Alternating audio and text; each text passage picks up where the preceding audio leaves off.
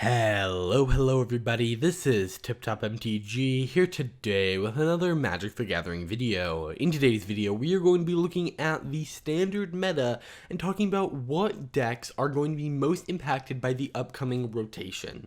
So, for those of you who don't know what rotation is, it's this thing that happens once a year where the 4 oldest sets in standard rotate out, meaning that they are no longer legal.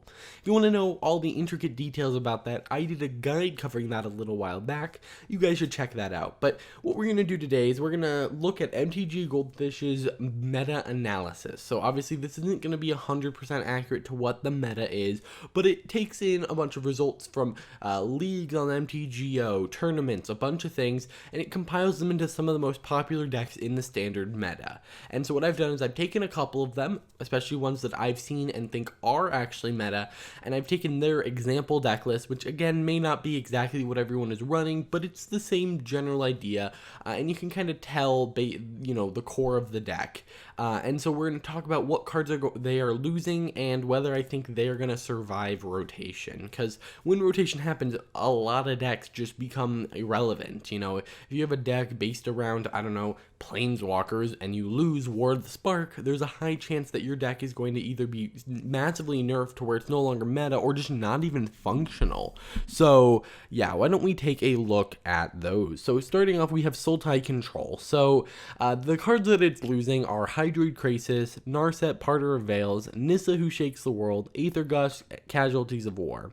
So yeah, I mean, big losses here include things like Nissa, Hydroid Krasis, and Casualties of War. Now, I know Hydroid Krasis is only a one-of in this deck, but it is something that allows them to refill their hand. Narset is kind of just a utility piece. I'm sure there are other cards that could be replaced there, but losing Nissa and Hydroid Krasis, those are pretty big hits. If you look at this list, there really isn't that much now to use, and Casualty of War is also being left out, so it's almost losing its entire top end. And so yes, maybe you replace Nissa with Ugins and maybe Narsets, or maybe Narset with Ugin and then Nissa with some other Planeswalker or some other ramp spell, but I just think that this deck is most likely not gonna make it past rotation. Maybe one that's more about ramping up to Ugin may end up there, but a Soultie Control deck, it's lost too much of its top end. I mean, Shark Typhoon, yes, it's still there if you want to win with it, but other than that, what is its goal to win here? Yeah, that's very difficult to see, and I did include sideboard cards, but generally I'm not going to be looking too much at those because, yes, Disfigure, Noxious Grasp, and I guess Casualty of War is pretty big here, but those are just, kill spells that will be replaced with other kill spells. You'll find replacements, so it's more about the main board. Moving on, we have Temur Adventures. So this one is losing Goblin Electromancer and a bunch of stuff from the sideboard. Now, the sideboard's very one-of because it has Brazen Borrower in it, which means the sideboard should be looked at a little bit more because it's going to reduce the answers that Brazen Borrower can go get. The loss of Mass Manipulation is kind of big, but there are other spells that let you gain control of things, and you replace Lava Koya with any other damage spell, you replace Sinister Sabotage with a counter spell, Unsummon with Stern Dismissal. There are lots of different things you can just swap in and out. But in the main deck, the only thing being lost is Goblin Electromancer, and that's because the deck is built around adventures, which means that a primary amount of the cards, or a large amount of them, are actually in Throne of Eldraine, which is not rotating out. Now, when Throne of Eldraine rotates out, almost every single card in here is being lost, but, well, that makes sense because, whatever. But yeah, so I expect this to be a dominant deck when it is, like, Goblin Electromancer is definitely nice, but I don't think it makes or breaks the deck. I think that you will be able to run this the day of standard rotation, and you will be doing pretty well. Now, obviously, that's, of course, ignoring the fact that there'll be Zendikar cards that may make this irrelevant. Maybe there'll be a bunch of cards that hate on adventures or whatever, but at this point, it's looking pretty good. Next, we have Temur Elemental. So this one loses most of its creatures. It's actually easier to talk about the things it keeps. It keeps Yorion, Bonecrusher Giant, Uro, Ugin, and Genesis Ultimatum. It loses Nissa, Cavalier of Thorns, Omnath, Risen Reef. Most of its creatures are going away because most of its creatures are from M20, and that's because M20 was very elemental focused. And so, talking about it, like, a deck built around elementals, if it loses the set that was built around elementals, it's most likely to take a massive hit in power, and in this case, all of its ways of kind of winning are kind of gone now. So yes, it has Ugin, but it's at this point you might as well just run a ramp deck. So yeah, this one will not survive rotation unless there's a massive influx of elementals, and if that's the case, then it'll look like a completely different deck. And yes, Zendikar does have a decent amount of elementals, so unless something like Risen Reef gets reprinted in it, this deck may exist, but it will look very, very different and may not be Teamer. It may not be any of that. It could be 4-color with the new Omnath, so we'll have to just see. Next, we have Mono Red Aggro. So this one's losing Scorch Spitter, Tin Street Dodger, Runaway Steamkin, Light Up the Stage, and a little bit of sideboard tech against life gain.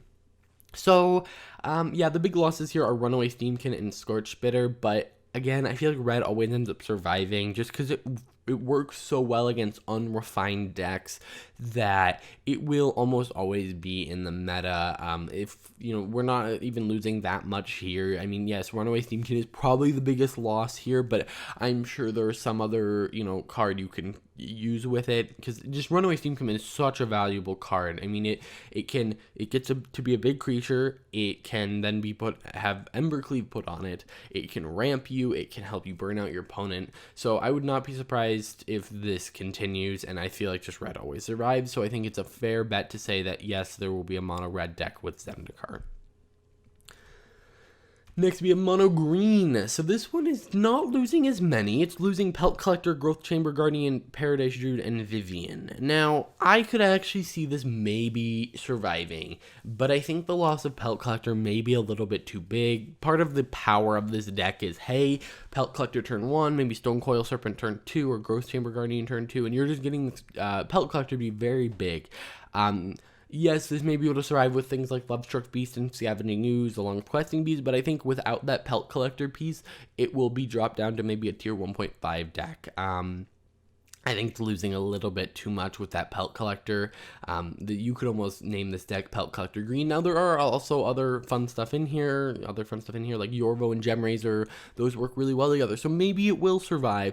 But generally, I think that these losses are pretty big, and if it does survive, it will need a new kind of way to win. I mean, yes, obviously there are lots of ways to win in here, but Pelt Collector felt like the main thing keeping it meta. Next, we have Marty Winota. So, yeah, I'm not sure about this one. So you'll notice we're losing Knight of the Ebon Legion, Lazatep Reaver, Judith, Chajik, Venerated Loxodon, Raise the Alarm. So we're basically losing from this deck all of the good humans that Winota wants to bring out. So unless we get a big influx of amazing humans to cheat out, I really don't see this one surviving. You know, yes, Winota, the card that it's named around, is staying in Standard, so it's not like it's completely dead, but there isn't enough here, in my opinion, to, you know, make a deck out of it. Like, there's not enough humans, and so we'll have to see. Maybe there will be new humans that we can throw into this deck, but overall, I think that this deck will end up, you know, kind of phasing out with Zendikar Rising. Now, it could come back closer to, you know, next year when more and more humans have been printed, but generally decks that care about, like, a certain tribe or a certain thing, like creatures with power 2 or less, those are just going to inherently get better as more sets are printed, because they just have more options. So, and especially something like humans, where there's humans in a lot of different sets. Like, it's not like it's dinosaurs, where there's dinosaurs maybe in one set. In Standard, it's like humans, where they're in most sets. So yeah, I would expect this to maybe die down with Zendikar, then maybe rise back up a little bit later. Next, we have Teamer Flash. So this one's losing Spectral Sailor, Frilled Mystic, Nightpack Ambusher, Nissa, and a ton of its answers.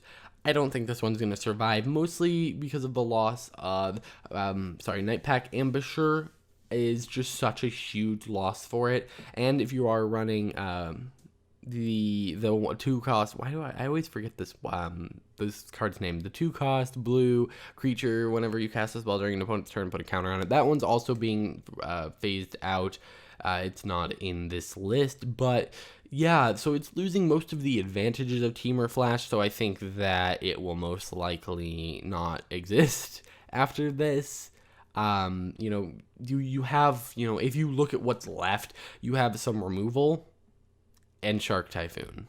And that's not much of a deck, so I feel like this can, you may be phased to like Temur Control, but Temur Flash I think will be no more. Maybe you get a Temur Elemental Control deck. I don't know. There's a lot of Temur on this list, but yeah, I think that this is just losing a little bit too much to be able to say that it will stay in the meta.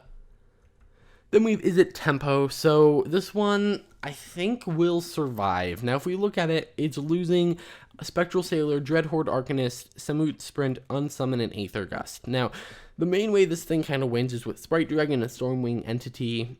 Spectral Sailor is nice for drawing cards, and Dreadhorde Arcanist is nice for getting and casting your spells again, but I think that both of them can be replaced. Yes, it'll be a power down for the deck, but almost every deck, besides maybe Adventures, is getting massively powered down. So I think it is reasonable to say that, yeah, they'll just replace Samut Sprint with some other boost spell. Maybe Claim the Firstborn so that it still gives haste. Unsummon can be replaced with Stern Dismissal. Aether Gust can be replaced with, I don't know, Brazen Borrower. Yes, that's not exactly the same card, but the point is that those are just kind of removal spells. And like I said, removal spells will just be replaced with their best variant. So I think that there's a high chance that Isn't Tempo stays around, saying that their main engine of way of winning is sticking around as well. Alright guys, so that's it for this video. I hope you guys enjoyed. Now if you guys disagree with me in any way, let me know in the comments down below. Do you think that Mono Green will survive rotation, or do you think that Is It Tempo will just not exist anymore? Also, just let me know what you guys think about, the rotation and what you're thinking about the standard meta. And if you enjoyed, hit the like button, subscribe, and I will see you in the next one.